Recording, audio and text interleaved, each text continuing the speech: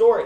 If he was a Nazi, then that's not even fun. But the fact that he listened to her and accepted what she was doing, and then that brought a nicer side of him.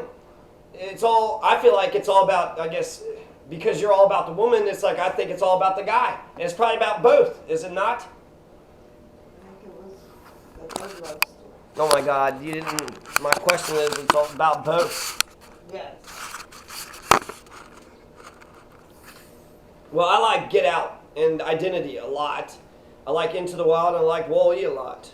Sound of Music, it's just old. I've seen it before. It went so slow, and then at the very end, the nuns were like, "Oh, I've sinned.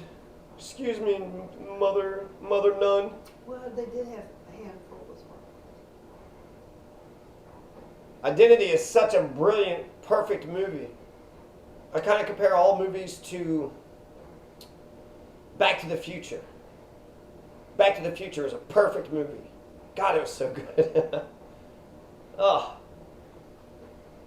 So Identity is a perfect movie because if you jump into it the way it's supposed to be told, I didn't watch it the way you watched it. I watched it differently, and it sucks because if I knew it was a good movie, if somebody just said, "It's a great movie, you should just trust me and watch it," I think I would have enjoyed it a lot better. It's a perfect movie because you don't exactly know what the hell is happening. You kind of see the psychiatrist and the psychic patient in the beginning, but they don't make a big deal about it. And then it gets immediately into the story, and it's raining, and people are going into the hotel, and then somebody dies, and so now you're wrapped up in this murder mystery. You know who died, who done it, who could have done it, what's happened. It was the mean woman too. So in a way, it was like it sucked, but it didn't suck that bad. Had a shoe that flattened the tire. But then they kept dying, and they kept dying, and they kept dying, and then it was like, what the hell is going on? And then the big reveal was just amazing because it's kind of a simple concept. Split personality. I've heard people having split personality. So you have, 20 different identities. But he was so gone in his head, his mom had abandoned him. And so he had come up with all these 20 different identities in his mind. So when he was actually little Timmy, or when he was, the star cop, or when he was the bad cop, he didn't know any of these people. So when he would write in a diary, he would write like a different way with each of the characters. And then when he would read the diary later, he'd be like, "Who the hell is writing in my diary?" So he was like, it wasn't like blended. It was like he was totally another person, and then totally another person. And so split identity, he had 10 of the identities, and then the whole concept of what the reason why they're even at that hotel was because the psychiatrist said, "Well, okay, here's how we solve that. You got 20 identities. Let's put all 20 identities into the hotel and see what happens." And what he thought was going to happen was that they would kill each other because eventually they would find out about each other or whatever, or he wouldn't like the one or he wouldn't like the other.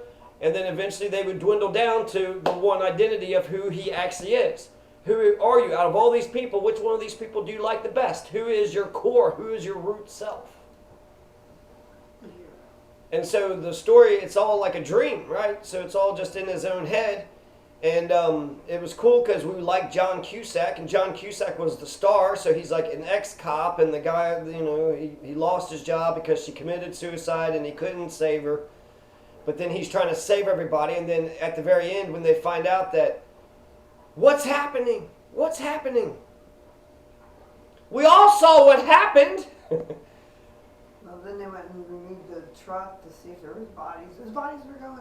And then they kept finding the little keychain of each one of the rooms, and they kept going 10, 9, 8, 7. Then what blows you away is when she is back home in, was it a cornfield? What I liked about it was the twist. The big reveal was that John Cusack was the psychiatrist, and so then the psychiatric patient. And so the real story, all this is fictional inside this guy's head. So the real story was this guy had killed a bunch of people, but he was supposed to be put to death the next day. And but his psychiatrist says no, he's actually mentally messed up. It's not that he killed him, but one of his personalities that killed him. And so that's the real story. And so then while he's having all these hotel killings and all these people are killing at the hotel, this is all in his head. then eventually John Cusack has an out-of-body experience, and then he's the guy, and he looks in the mirror, and he's like, "What'd you do to my face? What'd you do to my face?" And the psychiatrist says, "You need to go back there because one of those personalities is the one that's killing everybody. And the one that's killing everybody is the same one that killed all those people at that apartment building. So you got to make sure one of those personalities survives." And so now we got the hero, John Cusack, who goes back in, and what did he decide? He decided that the prostitute was going to live. He decided he was going to give the chance of the prostitute. He was going to be the super cop. And then when he chased the bad cop, he chased the bad cop knowing he was going to get shot a couple times because he's wide the fuck open. But then he was able to get right up in him and shoot him a couple times, and they're both dying on the street. And then she says, "How come you're not fighting? Why are you just letting yourself die like this?" And he said, "I see you in an orange grove." Because she was talking about how she wanted to be in an orange grove. You know, she had some property. And so, what I liked about it, then it gets to your part. So then the great reveal, the big reveal was that it was a crazy guy, and he had all these personalities, so he's all of them. He was the damn innkeeper who killed the previous guy, and then he was the bad prisoner with the bat in the mouth. He was the bad cop, the prisoner. He was the prostitute. He was the mean actress, the prima donna. He was the mother and father with the little kid. He was the bad relationship. The one lady pretended she was pregnant and then brought him along, so they weren't really having a good relationship. He was all of those people. The little boy. Yeah. What about the little boy? The little boy then showed emotions along the way, but he was kind of off to himself and lonely. But he was the little boy, right? Yeah, no, when it comes to movies, if someone says, "So what was Old Yeller about?" It's about a boy that had to shoot his dog.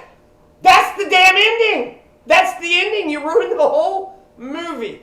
It's about a boy who loved a dog, and he had to do this thing at the end, but that's not what it was about. That's just the kicker at the end. So what is Identity about? It's about this little boy that killed everyone. No, that was the ending. No, the little boy, all through the whole thing, he was the one in the car when the mom got out, and he held his hand up to the window, and so all along he's just kind of like, things is happening, my heart hurts, I just want something normal. That's how I took the little boy. No, it's not. He's sitting there crying because No, the it's not. No, it's not. And they're all, I didn't suspect the little boy because he's a boy. So you would think it's one of the adults. You'd think it's the prisoner, right? The prisoner ran away, so clearly the prisoner would have done it. And then it looked like the little boy died one time when the car blew up. They were driving off to the side, the car blows up, and then the little boy was gone because he was in the car or whatever, or was around. So then we don't even see the little boy. But then at the end, we think that it's going to be a good ending. She gets to go to her orange grove. She gets away from the hotel. And she's sitting there digging, and then she finds the last key. And then Timmy is just sitting there pounding his tool. And what's he say? You were saying he's hurting, he's such a sweet little boy, and he's... He wasn't sweet though, was he? He wasn't sweet at all. Obviously not. Why? What happened? Oh, he said something about you don't get a second chance. Whores don't get second chances. And then he kills her, and then he kills the psychiatrist, and then the van wrecks off to the side, and then that's the end of the movie. Blech.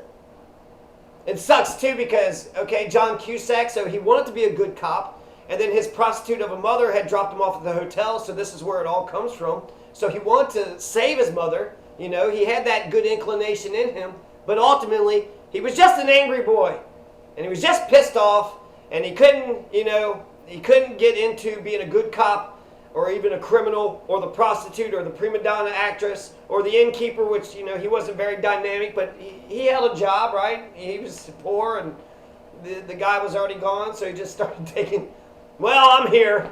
I'll just start taking care of the inn. Are you Bob Ferguson? I sure am. Bob Ferguson's dead, but I'll be Bob Ferguson and take his business over.